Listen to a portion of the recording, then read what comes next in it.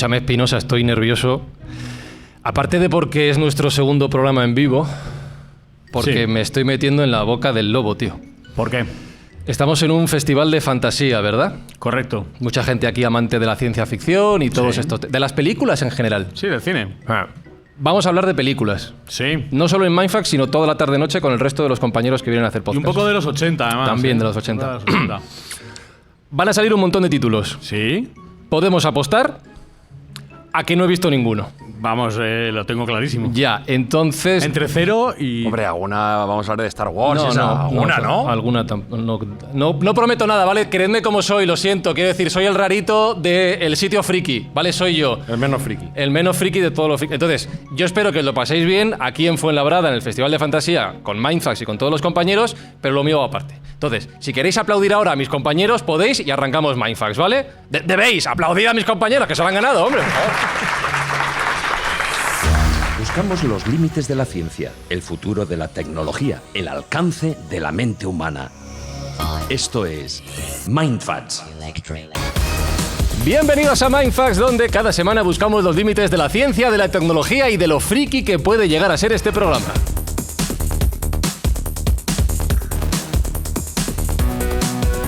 En el control está Alberto Espinosa, ¿cómo andas? Correcto, pues por aquí dándole un poquito. A los mandos de la nave. A mi izquierda, Jesús Callejo, ¿qué tal? Fenomenal, estupendo. Y a mi derecha, Sergio Cordero, ¿cómo estás? ¿Qué tal, amigo? Muy bien, ¿y tú? Sí, estoy nervioso,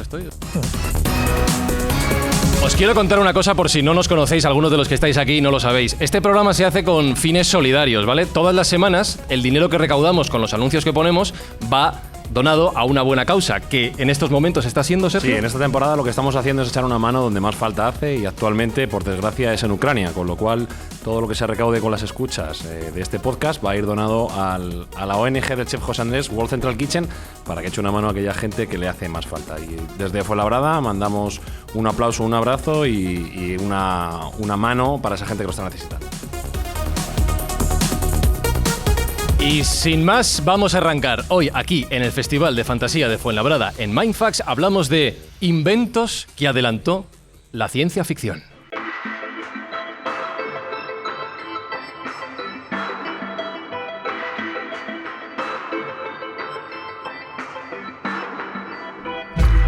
Aquí es donde entra mi territorio peligroso, ¿vale? Yo ya me desentiendo de lo que vayan a contar Jesús, Sergio y Espi, porque yo voy a estar más perdido.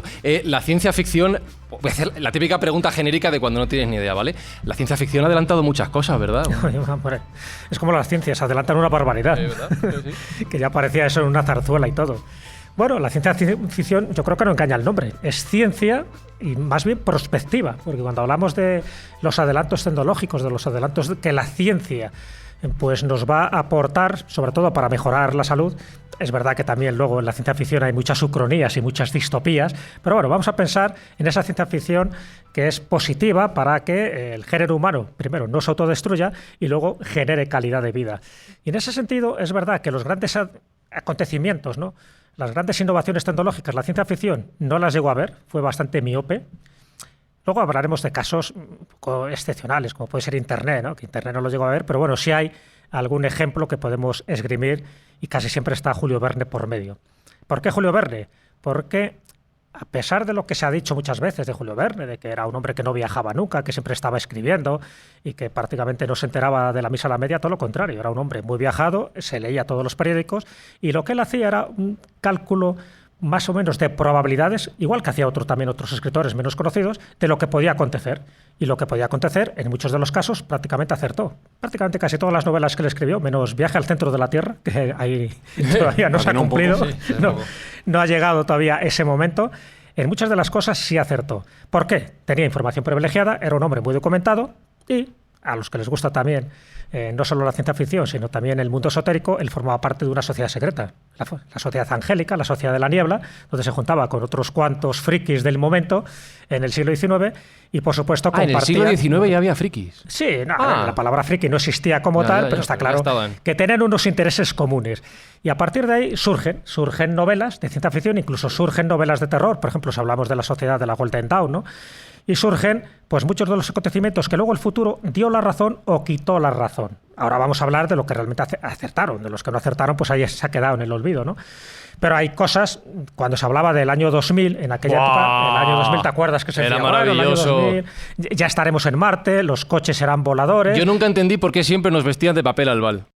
Bueno, lo sobre todo el entendí. gorrito, ¿no? Sí. Para la comunicación ahí con retículo y ganímides. Nada, se vestía con papel albal sencillamente porque se pensaba, sobre todo, porque Porque surgió abrigaba. también- ¿Por qué? Abrigaba. Hacía Abrigaba, frío, claro. sí, y sobre todo que te veían, eran reflectantes, te veían de lejos, ¿no? Sobre todo cuando llegaba ese tipo de contacto. No, porque muchos de los Pulp Fiction, estos de los revistas, en fin, amarillistas y sobre todo espectaculares que surgieron en los años 50 en Estados Unidos, fueron un referente a la hora de entender cómo podía ser una hipotética invasión extraterrestre, ¿cómo podían ser estos extraterrestres? Fíjate, antes de que se produjera casi la era oficial de los ovnis, que es en 1947, bueno, pues ya en los años 50 aparecen seres cabezones, seres tentaculares, seres insectoides. Bueno, pues muchas veces algunas cosas se han confirmado en función de los contactos que ha habido, ¿no? De los que dicen que tener contactos con este tipo de inteligencias. Y en otros casos, pues no ha dado ni una. Bueno, pues el que no den ni una también indica de que el ser humano es fallible. Y que a veces, como pasa con un reloj parado, sin pretenderlo, das 2 veces la hora exacta. Bueno, pues en algunos casos hay gente que ha acertado sin pretenderlo. Bueno, pues algunos de estos casos los vamos a contar, por supuesto Julio Verne va a estar, y en mi caso concreto, porque yo sé que luego Sergio ha traído otro, en lugar de contar los casos más trillados, más conocidos de la ciencia ficción, que también, porque ya tuvo Julio Verne y por supuesto su viaje a la Luna y todas las similitudes que hubo, yo creo que son dignas de contar, incluso con el Titán y el Titanic, ¿no? También de Morgan Robertson, pero hay autores españoles, no sé por qué los autores españoles de ciencia ficción están como relegados al olvido, hay muy poca gente que los conoce y los que lo conocen no saben que también se anticiparon el futuro, que también, no sé si de chiripa, de casualidad o sencillamente porque tenían un tipo de información privilegiada, acertaron el futuro, pero nunca se les cita. Se cita a Arthur C. Clarke, se cita a Asimov, se cita a Verne, pero ¿y qué pasa con los españoles? También los tenemos. Hay que ponerles en valor, hay que rescatarles del olvido y esa es mi humilde labor hoy en este programa, rescatar del olvido a estos que, por cierto, no se llamaba literatura de ciencia ficción, se llamaba literatura de anticipación y estoy hablando de finales del siglo XIX, pero hombre, que también merecen su espacio, su reconocimiento y su dignidad. Has hecho mucho hincapié en Julio Verne y has dicho una frase que me hace gracia, que es que él jugaba a las posibilidades. O sea, se podía haber dedicado a jugar a la lotería y a lo mejor hubiera sido más rico. No sé si le hubiera Bueno, funcionado. pobre no fue. Pero uno de los grandes casos que has dicho, que es la llegada a la Luna, Sí. piensa mal, perdón, pero ¿de verdad eso se ha cumplido? Bueno, se ha cumplido y además con un ¿Hemos porcentaje- llegado a la Luna de verdad? Hombre, para mí no hay ninguna duda. Ah, ya sé vale, que hay, no, ya sé que hay una. hay ¿Por una qué me parte- miras así, Espinosa? Hay una parte ¿Qué? conspiracionista que dice Madre que no hemos mía, llegado, Fran. pero bueno, ¿La Tierra voy a no es entrar en plana? detalles. Sí, y tiene una cúpula por encima. Ah, pues ya está. No voy a Y la entrar- luna no existe. y el Ah, no sol existe el la sol Luna. tampoco. Sí, el Pues sol está entonces no frío. hemos llegado. ¿Ves cómo tengo razón? Mira, menuda mierda. Mira, qué directo es, qué directo es. Bueno, no voy a entrar en la discusión si el hombre llegó a la Luna. Para mí es una de las evidencias, ¿no? Es como empezar ahí a discutir sobre la redondez de la Tierra. No vamos a perder el tiempo. El hombre llegó a la Luna, ya te digo que hay pruebas indiscutibles. Yo lo digo para los descreídos, que siempre habrá algún descreído. Luego, si queréis, fuera de micrófono, os comento cuáles son para mí las pruebas indiscutibles. Pero, claro, que esto lo vaticine en 1865, pues hombre, yo creo que es bastante significativo. Y además, Julio Verne no solo lo hace en una novela, sino en 2 novelas. Uno es De la Tierra a la Luna, de 1865, y la otra Alrededor de la Luna, de 1870. Como le salió bien la primera, dijo, bueno, voy a hacer una segunda parte, y en este caso la segunda parte fue bastante buena. Bueno, el cálculo de aciertos es superior a lo que podría ser la mera casualidad. Ujú. ¿Qué quiere decir? ¿Que tenía algún tipo de información? Bueno, evidentemente, por lo que os he contado antes. Él sabía perfectamente lo que se estaba haciendo. Pero solo por poner unos cuantos ejemplos, aunque ya sé que es relativamente conocido, pero él sitúa, por ejemplo, el telescopio de 5 metros de diámetro en las montañas rocosas y, sin embargo, se sabe que el telescopio de Monte Palomar tiene un diámetro muy parecido y está relativamente también cerca. Dice, bueno, ya qué curioso que el seguimiento de este telescopio se coloque en un sitio parecido. Pero es que el despegue de esta nave, además una nave de 2 módulos, por decirlo así, por una parte está el cohete, más o menos que lo describe, y luego sería la cápsula, ¿no? La cápsula orbital, que también la describe, incluso acierta en el tamaño y en el peso, acierta en el número de tripulantes. 3. No acierta en el nombre, casi de chiripa, bro. Joya sería. Pero son 3. ¿Cómo se despega? ¿Cómo del lugar donde sale. Claro, el lugar donde sale, él dice que sale de Cabo Town. Pero claro, Cabo Cañaveral, en la península de Florida, está muy cerca. Un dato muy importante. En el momento que Julio Verne escribe esta novela, Estados Unidos no era una hegemonía. O sea, no era lógico que si tú dices alguien tiene la capacidad tecnológica para mandar un hombre, en este caso 3 hombres a la Luna, tú no piensas en Estados Unidos en 1865. Claro. Piensas en Francia. En Europa, en general. Piensas en Gran Claro. Bretaña. Es decir, en las potencias en aquel momento. Por lo tanto, ¿qué se le ocurrió a este hombre para que ubicara el punto de lanzamiento en Cabo Town, muy cerca de Cabo Cañaveral? Pero es que cuando regresa la nave, regresa y cae en el océano. Y ahí son rescatados. Es decir, precisamente en una situación que luego se comprobó. ¿Cómo puede ser que él llegar a acertar que la forma no era que volviera a aterrizar en un lugar determinado? Porque, a ver, puestos a idear una novela de ciencia ficción, tú te creas, hay unos reactores, un trípode y al final aterrizas donde te da la gana. No, tiene que llegar también al océano. Mucha que a la nave casualidad, la llame dices, ¿no? Columbia. Ah. Es que a la nave que la llame Columbia también. Hombre, también ahí podrías decir que es que él no ha acertado, sino que todo lo contrario. Ya Sí. sabes que es como el submarino. Es Nautilus. verdad que está todo muy cerquita, pero no llega a ser, claro, un acierto Claro, pleno. Evidentemente, podrías decir, bueno, Columbia, los estadounidenses cuando bautizan a su nave, la han bautizado basándose en la novela de Julio Verne. O sea, que te quiero decir. Pero bueno, él acierta también en eso. Y bueno, y en todo, muchísimas cosas. Por ejemplo, pues el sistema de refrigeración, el basado en el círculo, que está en un círculo cerrado, con lo cual él sabe perfectamente cómo, por las temperaturas exteriores, tiene que haber una regulación interna tanto de la atmósfera, ¿no?, y de la presión interna de la cápsula, los alimentos concentrados, etcétera, etcétera, incluso la propia velocidad. Bueno, en fin, hay tantas cosas que se van diciendo ahí, que ya digo que no voy a entrar en detalle, que sale de la mera casuística probabilística, por decirlo así. No.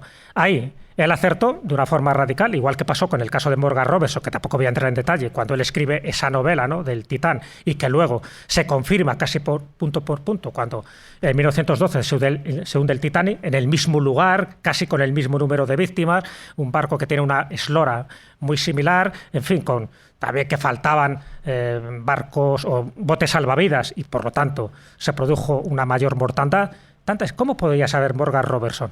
Hay un elemento que es común en los dos casos, y termino ahí un poco para no hacer la exposición muy larga.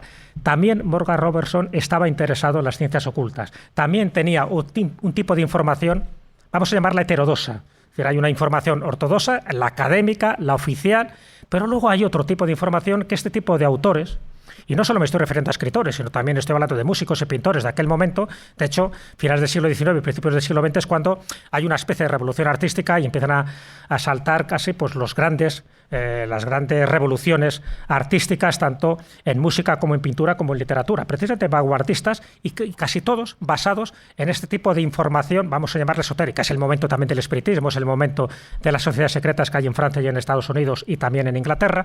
Bueno, pues a lo mejor todo esto tenía algo que ver. Posiblemente ellos tuvieran otro tipo de información, otro tipo de canal, vamos a llamarlo extrasensorial, por donde les llegaba mucha información que luego plasmaban, ¿dónde? En sus escritos, en sus pinturas, en sus símbolos, en sus mensajes encriptados.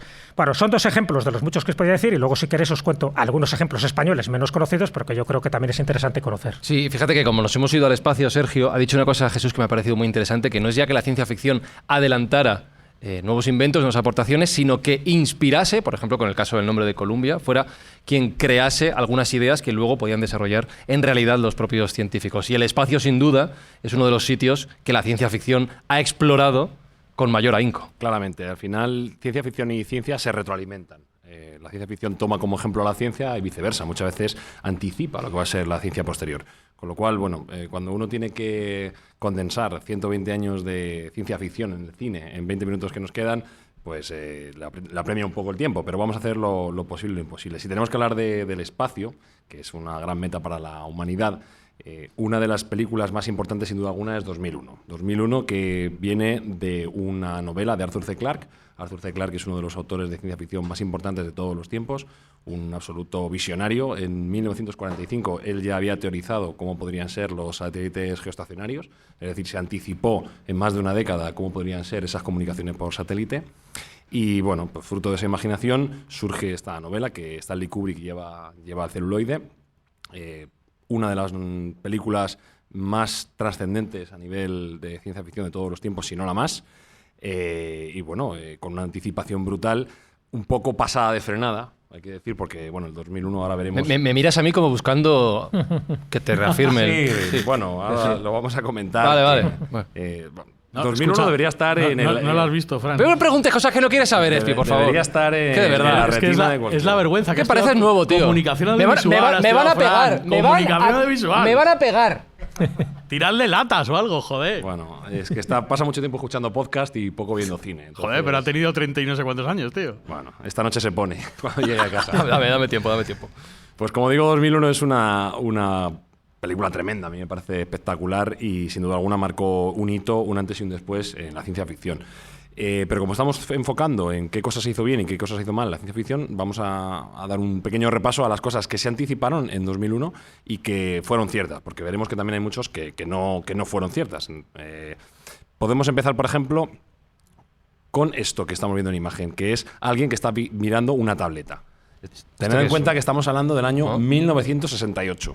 Y hay un señor mirando un iPad, que es un iPad. Sí. O sea, la anticipación de casi 50 años a lo que era una tableta, pues es calcada casi a lo que tenemos hoy en día, como la tableta de Apple o cualquier tableta Android.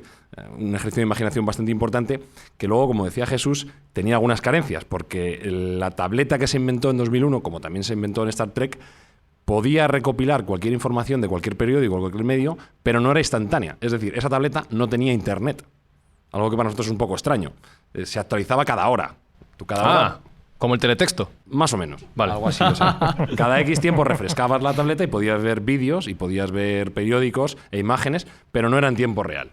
Esto es curioso y lo vamos a ir viendo, cómo grandes visionarios de la ciencia ficción pudieron anticipar muchas cosas de las que tenemos hoy en día, pero ninguno, o casi ninguno, anticipó el Internet. La más evidente para todos nosotros y la que mayor utilidad tiene. Fue la más difícil de visualizar. Con lo cual, bueno, pues es algo cuando menos curioso. Como digo, las tabletas están presentes en 2001. ¿Qué más cosas tenemos? Aquí tenemos otro ejemplo. Pantallas planas. Esto, que para nosotros también hoy es una obviedad, pues hace 54 años no era tanto. Tened en cuenta que solo existían las pantallas de tubos de rayos catódicos, estas que tenían culo todos. La de culo, de toda la vida. Bueno, tú no sé si con tu edad has visto muchos culos. Yo tenía en la tele. gafas de culo, que era diferente. Correcto. Sí. Pues para ellos también fue una anticipación importante el pensar que esos tubos de rayos catódicos se podían reducir a lo que tenemos hoy en día, que son en todos lados pantallas planas y cada vez más planas, porque a medida que la tecnología va mejorando, pues el tamaño y el grosor de esas pantallas va disminuyendo. Y también podemos visualizar aquí que no solo en la pantalla es plana, sino que hay una videollamada. La videollamada pues es algo que también ha llegado a nuestros teléfonos y a nuestro entorno relativamente reciente. La primera vez fue con Skype en 2003 y aquí estamos hablando de 1968, es decir, una anticipación brutal.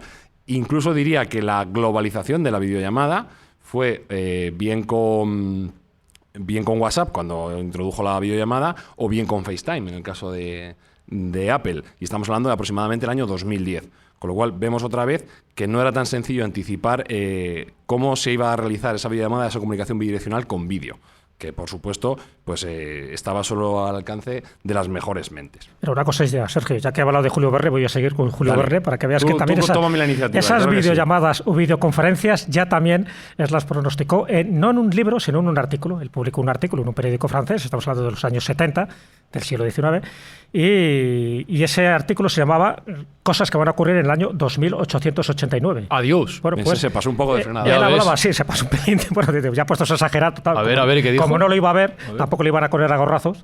Y una de ellas era, aparte de los noticiarios, aparte de la publicidad atmosférica, esas cosas, por ejemplo, que hacen algunos aviones y que te van dejando ahí Pepito. Que ¿Adelantó el avión de la playa? Eso ya estaba ahí prefigurado. Y también las videoconferencias, y él lo llamaba la fonotelefoto. La fonotelefoto. Entonces aparecía una especie de lo más parecido a una videoconferencia. Así que también Julio Verne lo anticipó.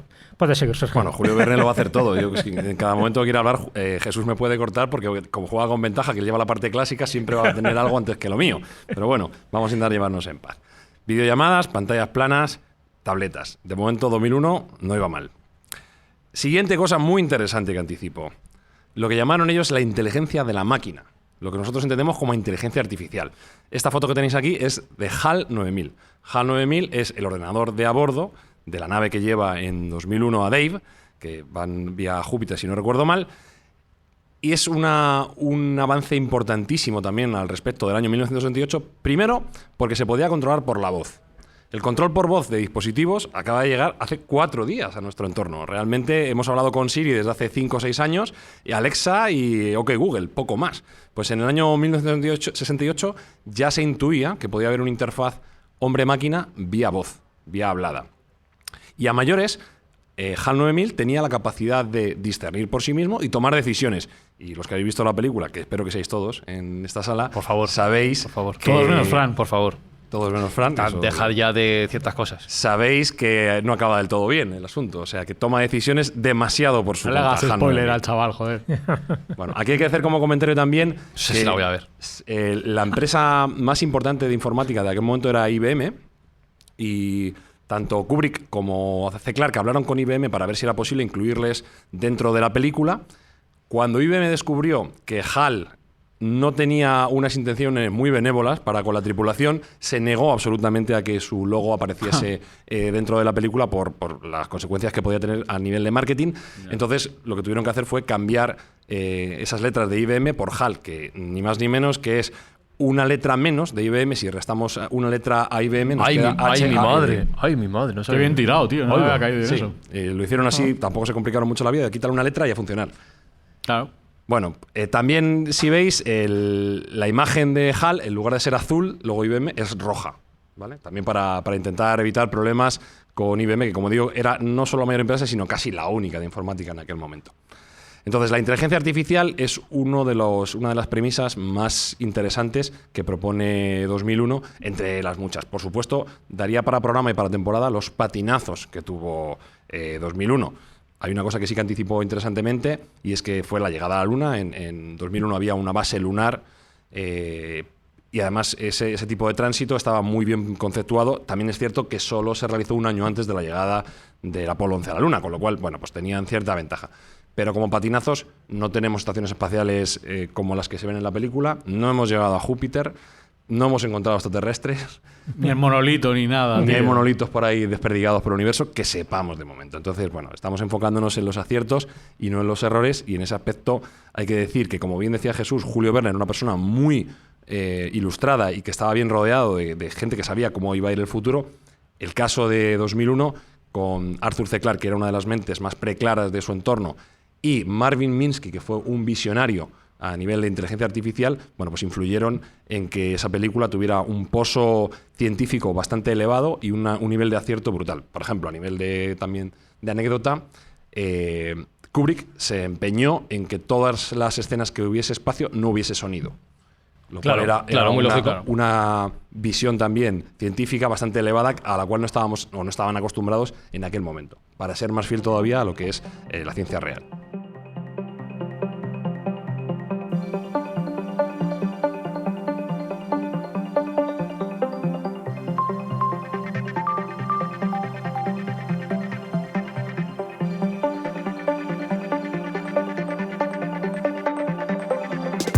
Estoy aquí repasando. ¿Sabéis lo que pasa? Que tenemos un guión con un montón de cosas y, como bien ha dicho Sergio, ya el 75% se han caído.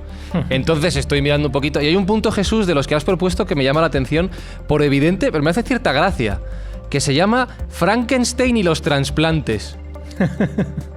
Es muy evidente, ¿es verdad? Bueno, efectivamente, ten en cuenta que Frankenstein no deja de ser un engendro. Frankenstein, criatura, porque ya sabes que Frankenstein era el doctor Frankenstein. sí. La criatura, además, en la novela nunca se la llama Frankenstein, se llama el engendro, se le llama el monstruo, pero Frankenstein se le ha dado por extensión al nombre de su creador. Pero en el fondo, si te das cuenta, es un componente de varias partes. Por lo tanto, no deja de ser sus trasplantes a medida que tú colocabas lo mejor de cada uno de los cadáveres que el doctor Frankenstein consideraba que era adecuado para su criatura. Entonces, bueno, pues por ahí iría un poco los tiros. Es decir, que sería, cuando se habla un poco de esos antecedentes de los trasplantes, ahí estaría incorporado. Otra cosa es que luego le insufles vida, como pasó con el caso de Frankenstein. Ten en cuenta que Frankenstein, lo interesante de esta novela, aparte de cómo se crea, de la génesis, en fin, de todo eso que ya hemos contado en algún Mindfact anterior, ¿no?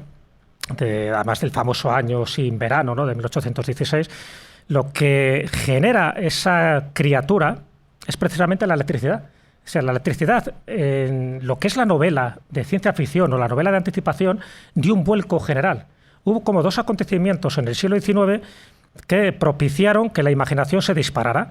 Por una parte, la electricidad, cuando empezaron a darse cuenta que gracias a la electricidad se podía generar movimiento, incluso se podía insuflar vida, ¿no? Y hubo experimentos en ese sentido de todo tipo, incluso pues, gente que quedaba electrocutada porque se pasaba, ¿no?, del voltaje. Porque se ponían ellos. Y claro, ¿no? O sea, hacían experimentos hechos, porque también se pensaba que la electricidad podía revivir cuerpos muertos o cuerpos inertes, ¿no? Entonces, bueno. O sea, ponían a la suegra ahí. Ponían experimentos, lo hacían primero con animales y luego algún incauto ser humano. No, al gato no, Espinosa, por favor. Bueno, está la famosa anécdota de Menelik II, que era el rey de Etiopía en aquella época, donde bueno, lo que se llamaba por entonces como ejecución más vanguardista en Estados Unidos era la silla eléctrica. Claro. Y entonces dice, yo quiero un par de sillas eléctricas. Entonces le llevan 2 sillas eléctricas con un pequeño defecto, y es que no había electricidad en Etiopía en aquel momento. Y entonces una de las sillas la dedicó como a Trono, el Juego de Tronos suyo, ¿no? Porque no había sitio donde enchufar. Señor dándole la manivela a ver si mata al... Pero para que veas qué importante era la electricidad, que incluso todo un emperador de Etiopía dice, yo quiero una. Bueno, solo le faltaba la corriente eléctrica, pero salvo eso. Y el otro elemento, sí, pero es una anécdota cierta. Bueno, también Menelik, esto también, bueno, es que me tiras de la lengua, que era un poco hipocondriaco y era bastante enfermizo. Entonces existía la superstición en aquella época, y él lo llevaba a gala, que si ingerías partes del Libro de los Reyes, el Libro de los Reyes es el libro sagrado, es como la Biblia para los etíopes, pues esos versículos, esos capítulos, pues te servían, ¿no?, para que la enfermedad pues saliera por donde tenía que salir. Bueno, al final tuvo una enfermedad más gorda, se tomó en infusión uno de los capítulos de ese Libro de los Reyes y al final la palmó pues como todo hijo de vecino. Pero bueno, para que veas un poco cómo la superstición de aquel momento, se pensaba que un libro sagrado, si tú lo ingerías, pero eso pasaba con el Corán. Y no tenían electricidad para revivirle, claro. Electricidad para hacerlo. Claro, no funcionaba. Bueno, eso eran partes. Y el otro era la electricidad y el espiritismo. Cuando el espiritismo se pone en boga, sobre todo con Allan Kardec, eso también generó muchísima prospectiva, en el sentido de que dices, bueno, evidentemente, el espiritismo lo que nos está diciendo y demostrando es que hay vida más allá de la muerte, y por lo tanto eso espoleó la imaginación de muchísimos autores, ya digo, de finales del siglo XIX, para que muchas de sus obras tuvieran que ver con este tipo de seres, de espíritus, que volvían desde el más allá. O sea, ya no era una cosa espectral, un poco al estilo de la novela gótica, de Castillo de Otranto, sino que ya eran seres que tenían una inteligencia y que traían un mensaje desde el más allá, en parte inspirado por ese espiritismo. Así que la electricidad y el espiritismo generaron muchísima información y muchísimos argumentos. Y, por supuesto, lo de los trasplantes, dentro del caso de Frankenstein, es muy significativo porque luego dio origen a toda una saga de personajes, de monstruos, que estaban hechos con los componentes de personas que habían fallecido, y ahí entraríamos a un poco en una de las cosas importantes, y es que en el cerebro se conservaba toda tu memoria y toda tu inteligencia. Entonces, todos los trasplantes de cerebro es reiterativo en las novelas que surgen a principios del siglo XX. Tengo que corregir una información falsa que se ha dado en este programa, Espi. ¿Cuál? Alguna de Star Wars he visto, creo. Sí. Alguna he visto, sí. ¿Cuál has visto? Yo soy muy de Jar Jar. Tráiler. Muy Jar Jar, Claro, me tío. gusta mucho. Te veía venir. Es lo más Franer. ¿De qué vas a hablar ahora, Sergio? Ahora voy a hablar de otra grandísima saga que es Star Trek. Esa no la he visto. Esa no la has visto, ¿no? Esa no. en concreto, esa Star Trek no la has visto. esa película en concreto. Una de las 7 Esa películas. serie, esa saga. Ningún capítulo. Pues Cago en la cuéntame. mar. Cae mala suerte. Bueno, Star Trek es una grandísima saga de películas y de series de televisión que ha marcado pues una época y una generación completa, y que también tiene un componente de anticipación bastante interesante. Fueron preclaros y hay muchas de las cosas que se proponen en Star Trek que se han ido cumpliendo. Yo quería recopilar aquí algunas de las más llamativas. La primera es esta.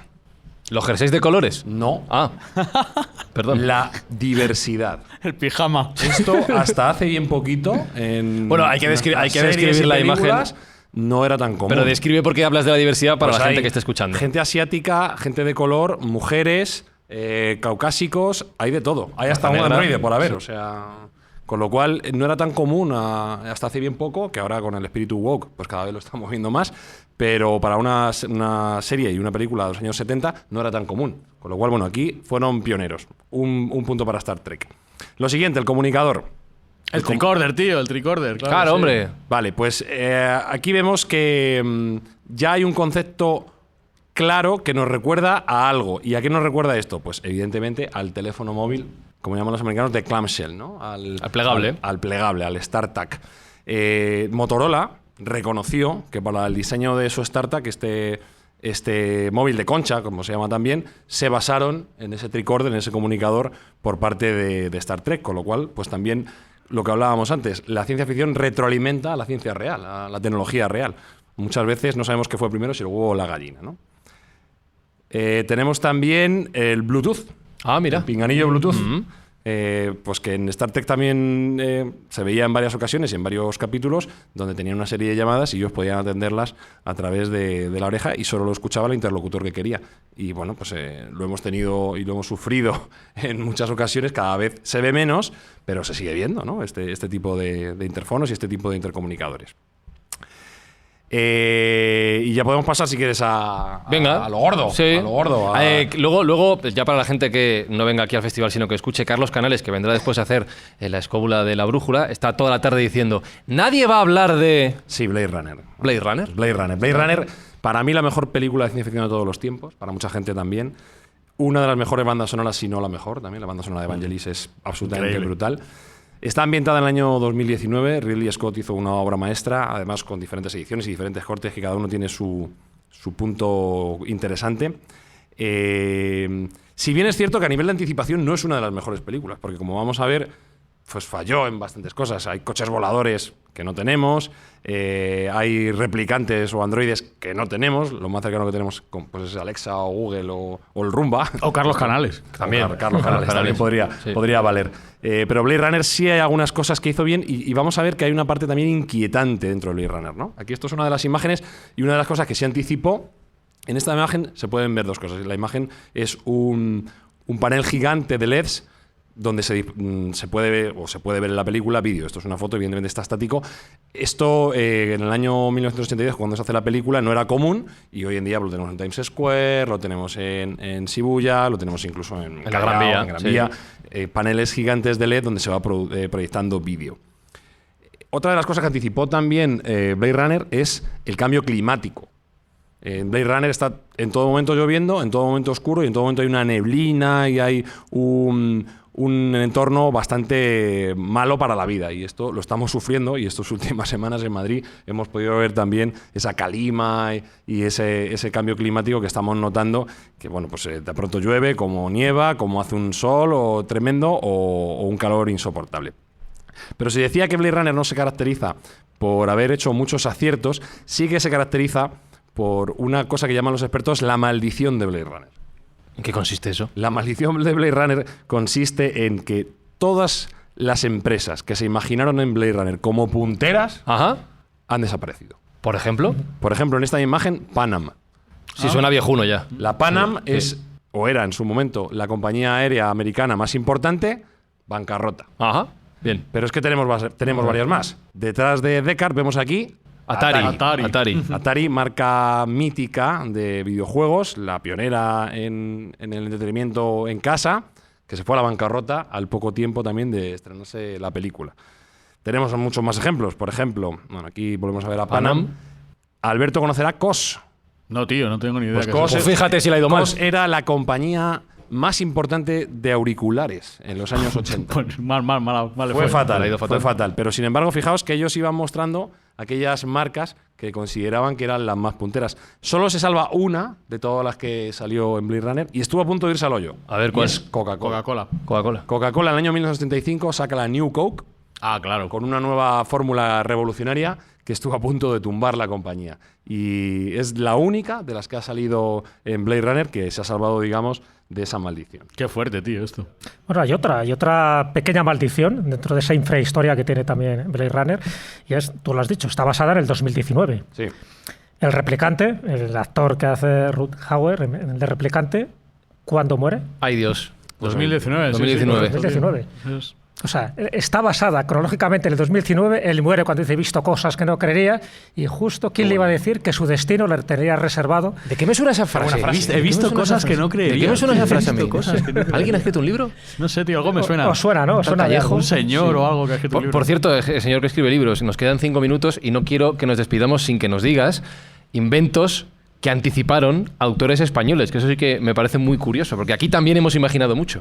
Hemos imaginado mucho y bien, además. Lo que pasa es que, bueno, también hay una pequeña maldición, que es que si eres español, parece que no tiene tanta trascendencia como si eres inglés o eres francés, pero bueno, eso es un poco nuestro devenir histórico. Mira, os voy a citar, hay varios ejemplos que había traído, pero bueno, en estos 5 minutos os voy a citar a un autor que, bueno, que para mí es, bueno, no para mí, sino para la mayoría de la gente es el padre de las ucronías, porque es el primero que hace una ucronía considerada como tal en la literatura española. Estoy hablando de Nilo María Fabra. Los que estéis aquí, ¿habéis oído hablar de Nilo María Fabra? Levantad la mano los que, a ver, alguien que haya escuchado hablar de Nilo María Fabra, claro, Manuel Berrocal.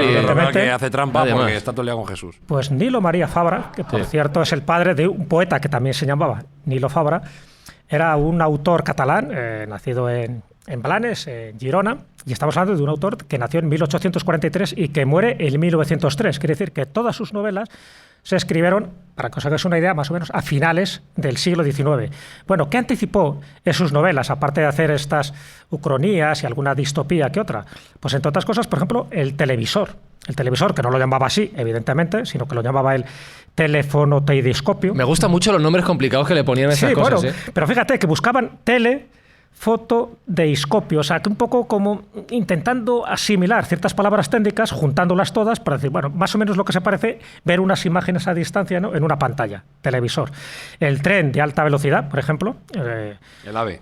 Que sería el AVE. Sí, lo que pasa es que lo hace de una forma todavía mucho más curiosa, porque es en una novela que se llama Un viaje a la República Argentina en el 2003. Fíjate. Cuando Argentina era un país importante. Y claro, pero claro, dices, un tren de alta velocidad con el Atlántico por medio, era un tipo de submarinos gigantescos, entonces los trenes iban por esa especie de submarinos de alta velocidad. Pero bueno, pero en el interior de los submarinos iba el tren, o sea, que bueno, una cosa muy curiosa, muy loca. Bueno, anticipó también la Primera Guerra Mundial, lo cual tampoco es original porque hubo muchos autores del siglo XIX que ya sabían que algo iba a ocurrir. También, un año antes de que ocurriera la Guerra de España con Estados Unidos, también habló de ella. La primera ucronía es 400 años de buen gobierno. Hay una historia muy curiosa. Sí, complicado. Ciencia ficción. Lo tuvo ahí complicado. Pero en esa novela, por ejemplo, se anticipa lo de la alianza de civilizaciones. Él considera que al final, bueno, pues eso, se produce una serie de circunstancias, sobre todo con el nieto de los Reyes Católicos, que a partir de ahí viene, que hay una alianza ibérica, en donde España y Portugal se juntan y que, bueno, que hay un periodo de paz. O sea, por lo tanto, busca como una utopía bastante irrealizable por lo que sabemos que ocurrió posteriormente, ¿no? O bien los periódicos parlantes, por ejemplo, en el Planeta de Marte, hay una obra que se llama así, en el Planeta de Marte, de 1895, entonces habla de esos periódicos parlantes. ¿Periódicos? Periódicos. O sea, que tú compras el ABC o El País o El Mundo y... Sí. No, sencillamente era una especie de aparatejos que tú le dabas a un botón y hablaba. Entonces, y te daban las noticias. Podcast, esto en Marte, lo ubicaba en Marte. ¿El podcast? El Daily, Una tío, un especie de Daily. podcast, claro. Que eso estaba además en todas las casas, era como, en fin, una especie de domótica perfecta. Y luego escaleras mecánicas. Ah, mira. También. Claro, pero fíjate que estamos hablando de eso, de un autor que si llega a ser francés o estadounidense, pues todo el mundo estaría hablando de Nilo María Fabra y sin embargo aquí, pues prácticamente nadie le conoce y bueno, y es una pena. Y solo ya por citarte, ya te digo, un caso, pero no tiene que ver con un autor de ciencia ficción, pero a veces cuando se habla de películas y de anticipaciones, como la que estaba comentando ahora Sergio Cordero, pues una de ellas sería el ebook, ¿no?, el libro electrónico. Bueno, pues tuvimos a una mujer, a una profesora, a una maestra de escuela de León, sobre todo de Gordon, en León, donde inventó, y estamos hablando de los años 40, lo que ella llamaba la enciclopedia mecánica. Ella se dio cuenta de que los niños iban a clase pues con una mochila llena de libros, en fin, de todo tipo de instrumental y que al final acababan cheposos de tanto peso que tenían que llevar. Eso sí que era el final del siglo XX. ¿Por qué no pongo en una especie de libro electrónico, todo este tipo de material, a través de bobinas? Entonces ahí estaban materiales que los podías leer en francés, en español, también en inglés, con una luz que te permitía leerlo, con una lupa para que ellos escribieran mal, que se agrandara, con músicas también. Uy. Todo eso en una especie, imaginaros, como una libreta, como una tablet, que tú la abrías y a partir de ahí estaban todo este tipo de artilugios. Pero con todo lo que estás describiendo me imagino una tablet tamaño armario, claro. No, que va. No, tendría unos 20 centímetros. Como un iPad. Exactamente, sí, además las fotos están ahí, estamos hablando de mediados de los años 40. El problema es que no tuvo financiación, en fin, que doña Angelita, esta mujer, ¿no?, esta profesora, esta maestra, pues no la hicieron demasiado caso porque decía, bueno, pues vale, está muy bien, pero ¿quién fomenta o quién potencia o quién financia? Pues nadie, y se quedó pero en el fondo bien mirado, y ya te digo, si veréis una foto, y os invito a que entréis en internet para que lo veáis, pues aparece directamente lo que sería un ebook, es decir, donde tienes muchísimos textos de una forma inmediata, donde con ese tipo de bobines de rebobinado, pues tú podías leer la materia que tú quisieras, geografía, matemáticas, tal, y todo en el mismo lado. O sea, que te quiero decir que no pesaba prácticamente nada, estamos hablando de 2 o 3 kilos que podía pesar todo el artefacto. Bueno, pues hay que reivindicar, ¿no?, a esta mujer, Ángela Ruiz Roble, como la precursora del ebook.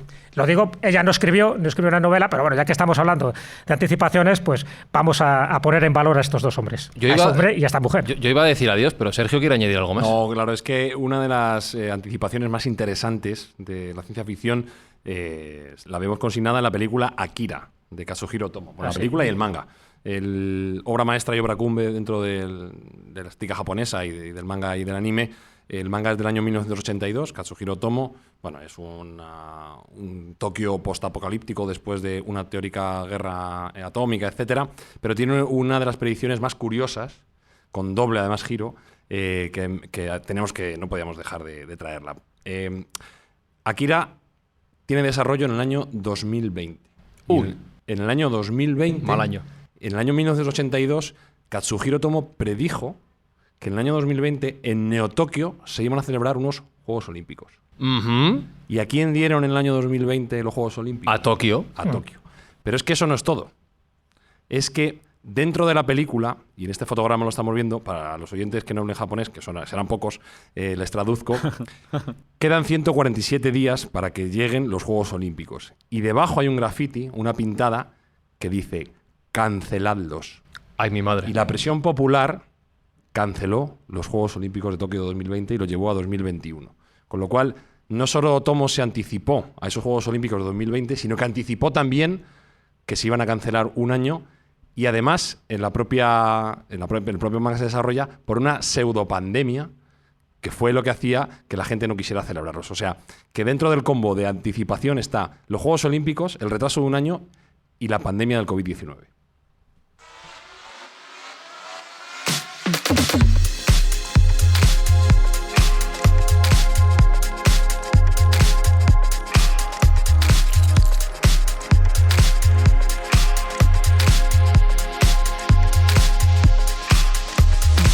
Que nos ponemos a hablar y se nos va el tiempo. Y esta gente tendrá que ver otros podcasts Tendrá después que ver en un un podcast ratito. bueno. Sí, tendrá. Eso es. Hemos hecho lo que hemos podido, ¿vale? ¿Os lo habéis pasado bien? ¿Os ha gustado? Sí. ¡Bien! ¡Bien! ¿Lo habéis pasado bien? Mira, se nos ha quedado fuera, Espi, mira. Todo. Tengo Se ha por quedado aquí fuera todo, la tío. bomba atómica, el Titanic, que lo ha mencionado Jesús, Akira, Gibson, tienes por aquí también. Sí. El juego de Ender, Regreso al Futuro 2 estaba previsto. Esto nos da para otro Mindfax. Sí, Pero da te para voy a- otro, da para pero te voy a decir una cosa. Me he sentido muy bien cuando Jesús ha mencionado a Nilo María Fabra y nadie sabía quién era. Bueno, claro. Sí. Ahora sabéis cómo me siento yo. Ahora lo sabéis. Gracias Jesús. Bueno, señores, gracias por estar aquí. Un aplauso, por favor, para Alberto Espinosa, los mandos técnicos. Gracias. A Jesús Callejo, aquí a mi izquierda. Gracias. A Sergio Cordero, a mi derecha. Y de verdad que es un placer haber compartido esta tarde con vosotros. Besos de Fran y Zuzquiza y nos vemos cuando queráis. Gracias por estar hoy aquí en Mindfax. Hasta la próxima. Chao. Mindfax llega cada semana a tus oídos a través de Spotify, Apple Podcast, iVoox, Google Podcast o tu aplicación favorita. Búscanos en redes sociales. Somos Mindfax. Un momento, Doc. ¿De qué estás hablando? ¿Qué nos ocurre en el futuro? ¿Nos volvemos gilipollas o algo parecido?